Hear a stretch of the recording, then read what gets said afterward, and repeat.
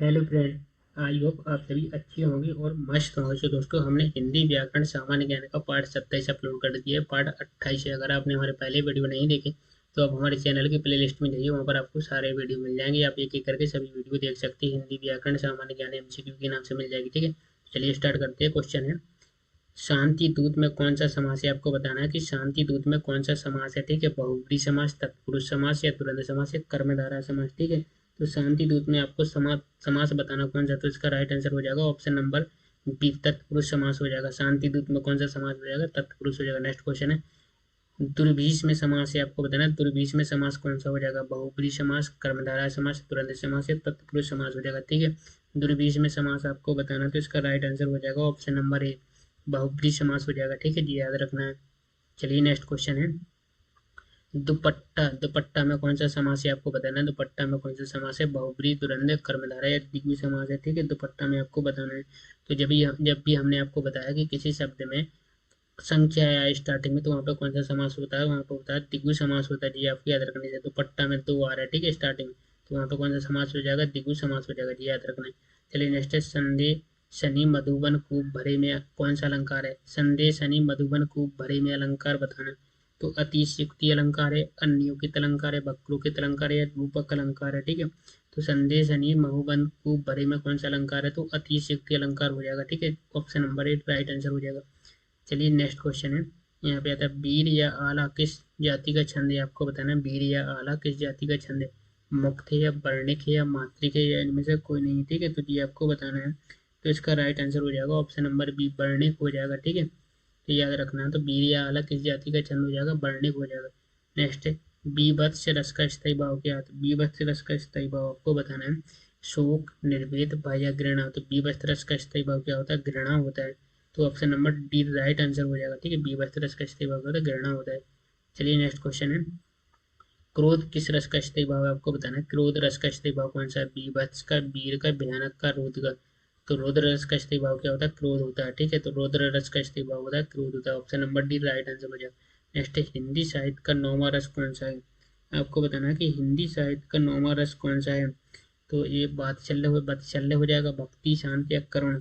तो हिंदी साहित्य का नौवां बताना है, तो हिंदी साहित्य का नौवां रस हो जाएगा ऑप्शन नंबर सी, शांत रस हो जाएगा। ठीक है जी, याद रखना, तो हिंदी साहित्य का नौवां रस कौन सा हो जाएगा? शांत हो जाएगा। चलिए नेक्स्ट क्वेश्चन है, श्रृंगार रस का स्थायी भाव आपको बताना है, श्रृंगार रस का स्थायी भाव क्या है? रति, उत्साह, हास्य या शोक। तो श्रृंगार रस का स्थायी भाव क्या हो जाए? श्रृंगार का होता है रति होता है। ठीक है जी, याद रखना है, श्रृंगार रस का स्थायी भाव क्या होता है? रति होता है। नेक्स्ट, तन पर नहीं लगता पान खाए और अलबत्ता का अर्थ होता है कि तन पर नहीं लगता पान खाए, अलबत्ता का अर्थ होता है बुरी आदत का शिकार, झूठा दिखावा करना, बहुत गरीब होना, एक साथ दो लाभ होना। ठीक है, तो इसका आपको बताना है, तो इसका राइट आंसर हो जाएगा और झूठा दिखावा करना। तो क्या है? राइट आंसर हो जाएगा ऑप्शन नंबर बी, झूठा दिखावा करना। तन पर नहीं लगता खान पान खाए अलबत्ता का राइट आंसर हो जाएगा झूठा दिखावा करना। ठीक है, चलिए नेक्स्ट क्वेश्चन है, कोयले की दलाली में मोह काला करते? कोयले की दलाली में मोह काले करते क्या? झूठ बोलना, कोयले का व्यापार करना, बुरे काम से बुराई मिलना या व्यापार में घाटा होना। ठीक है, तो इसका राइट आंसर हो जाएगा ऑप्शन नंबर सी हो जाएगा। ठीक है, बुरे काम से बुराई मिलना, इसका राइट आंसर क्या हो जाएगा? बुरे काम से बुराई मिलना। तो क्वेश्चन है, कोयले की दलाली में मोह काला करते होता है बुरे काम से बुराई मिलना। नेक्स्ट क्वेश्चन है, एक तो करेला आपती त दूजा नीम चढ़ा का अर्थ होता है। एक तो करेला आपती त दूजा नीम चढ़ा का अर्थ क्या होता है? बुरे व्यक्ति की बुरी संतान, एक बुरा तो दूसरा उससे भी बुरा, बुरे का और बुरे से संगत होना, बुरे का अच्छे से संग होना। ठीक है, तो इसका राइट आंसर हो जाएगा ऑप्शन नंबर सी हो जाएगा, बुरे का और बुरे से संग होना। ठीक है, बुरे का और बुरे के संग होना। ठीक है, संग होना, तो ये राइट आंसर हो जाएगा ऑप्शन नंबर सी। चलिए नेक्स्ट क्वेश्चन है, निम्नलिखित में से कौन सा शब्द शक्ति का भेद प्रकार नहीं? शब्द शक्ति का भेद नहीं है, आपको बताना कि भेद कौन सा नहीं है? व्यंजना, अभिधा, लक्षण, लक्षण या रस। ठीक है, तो इसका जो राइट आंसर है वो आपको बताना है। तो कौन सा है? शब्द शक्ति का भेद या प्रकार नहीं, तो राइट आंसर हो जाएगा ऑप्शन नंबर डी, रस क्या है? ये नहीं है। ठीक है, नेक्स्ट, नाश कर देने के लिए सही मुहावरा है। नाश कर देने के लिए सही मुहावरा अर्थ क्या है? पानी फेर देना, पानी में आग लगाना, पानी पानी होना, पानी भरना। नाश कर देने के लिए सही अर्थ क्या हो जाएगा? तो इसमें हो जाएगा ऑप्शन नंबर टी हो जाएगा, पानी भरना। ठीक है, पानी भरने का क्या हो जाएगा? राइट आंसर हो जाएगा ऑप्शन नंबर डी। चलिए नेक्स्ट क्वेश्चन है, यहाँ पे आधा तीतर आधा बटेर का अर्थ क्या होता है? आधा तीतर आधा बटेर का अर्थ आपको बताना कि आधा तीतर आधा बटेर का क्या होता है अर्थ? रंग बिरंग होना, उचित सामंजस्य का अभाव होना, छोटा बड़ा होना, बेमेल तथा बेढंगा होना। आधा तीतर आधा बटेर का अर्थ बताना है आपको, ठीक है। तो इसका राइट आंसर हो जाएगा ऑप्शन नंबर डी हो जाएगा, बेमेल तथा बेढंगा होना, ठीक है जी, आपको याद रखना। नेक्स्ट है अंतर के पट खोलना का अर्थ है, तो आपको बताना कि अंतर के पट खोलने का अर्थ क्या है, ठीक है। तो अपमानित करना, भेद खोलना, विवेक से काम लेना या प्रशंसा करना। तो अंतर के पट खोलने का अर्थ होता है विवेक से काम लेना, ठीक है। तो ऑप्शन नंबर सी क्या हो जाएगा? राइट आंसर हो जाएगा, ठीक है। तो ये आपको याद रखना है, ठीक है। तो चलिए नेक्स्ट क्वेश्चन है। यहाँ पे तो कोयले की दलाली में मह काले का अर्थ होता है कोयले का व्यापार करना, व्यापार में घाटा होना, झूठ बोलना, बुरे काम से बुराई मिलना। कोयले की दलाली में मह काले का अर्थ होता है बुरे काम से बुराई मिलना, ठीक है। तो ऑप्शन नंबर क्या हो जाएगा? डी राइट आंसर हो जाएगा। तो ये आपको याद रखना है। नेक्स्ट क्वेश्चन है उड़ती चिड़िया, चिड़ियों के पंख गिनना का अर्थ होता है उड़ती चिड़ियों के पंख गिनना का अर्थ होता है मूर्ख होना, अनुभव होना, मतलबी होना, होशियार होना, ठीक है। तो उड़ती चिड़िया, तो इसका राइट आंसर हो जाएगा ऑप्शन नंबर बी, अनुभव होना। तो उड़ती चिड़ियों के पंख गिरने का अर्थ होता है अनुभव होना, ठीक है। चलिए नेक्स्ट क्वेश्चन है।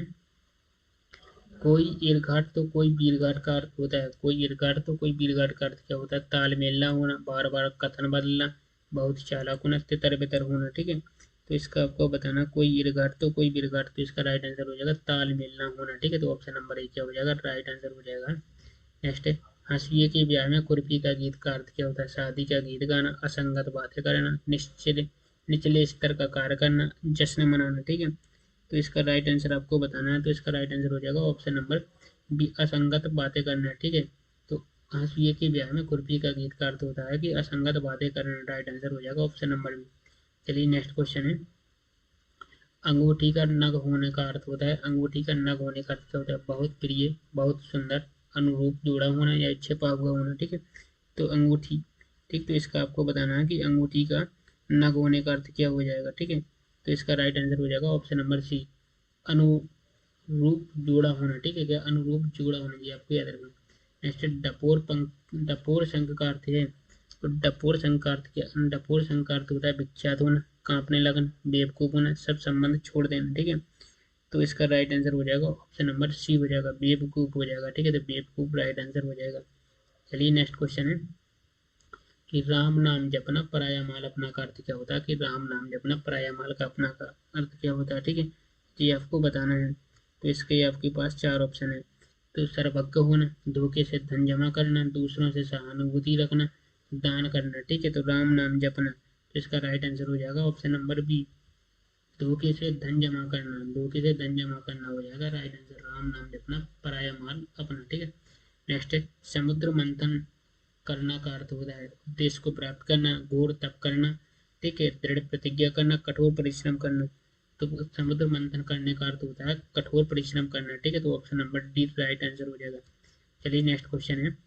निम्नलिखित में से विराम चिन्ह नहीं है, आपको ये बताना कि विराम चिन्ह नहीं है, निर्देशक चिन्ह, अवतरण, अल्प विराम या पूर्ण विराम, ठीक है। तो इनमें से आपको बताना है कि जो विराम चिन्ह नहीं है वो बताना है। तो इसका राइट आंसर हो जाएगा ऑप्शन नंबर बी, अवतरण क्या है? एक विराम चिन्ह नहीं है, ठीक है जी, याद रखना। नेक्स्ट वाक्य के घटक होते हैं कर्म और क्रिया, कर्ता और क्रिया, उद्देश्य और विधेय, कर्म और विशेषण, ठीक है। तो आपको बताना वाक्य के घटक क्या होते हैं, उद्देश्य और विधेय होते हैं, ठीक है। तो ऑप्शन नंबर क्या हो जाएगा? सी राइट आंसर हो जाएगा। नेक्स्ट सरल का विलोम होता है, सरल का क्या? गरल होता है, दंड, कुटिल या कठोर। तो सरल का विलोम बताना है आपको, सरल का विलोम क्या हो जाएगा? तो कुटिल होता है, ठीक है। सरल का विलोम कुटिल होता है, तो राइट आंसर हो जाएगा ऑप्शन नंबर सी। नेक्स्ट गुण का विलोम होगा, आपको गुण का विलोम बताना है, लालची, सगुण, विगुण, दोष। तो गुण का विलोम क्या हो जाएगा, ठीक है। तो गुण का विलोम हो जाएगा दोष हो जाएगा, ठीक है। तो ऑप्शन नंबर क्या हो जाएगा? डी राइट आंसर हो जाएगा। तो गुण का विलोम दोष होता है, ठीक है। नेक्स्ट क्वेश्चन है, यहाँ पे ढाढ़स, ढाढ़स का विलोम होगा तो अपनत्व, सहानुभूति, सांत्वना या त्रास। तो ढाढ़स का विलोम क्या हो जाता है? ढाढ़स का विलोम होता है त्रास होता है, ठीक है जी, याद रखना। तो राइट आंसर हो जाएगा ऑप्शन नंबर डी। नेक्स्ट है झंकृत का विलोम होगा गूंज, हलचल, निशब्द या कंपन, ठीक है। तो झंकृत का विलोम हो जाएगा कि निस्तब्ध, option number C right answer हो जाएगा।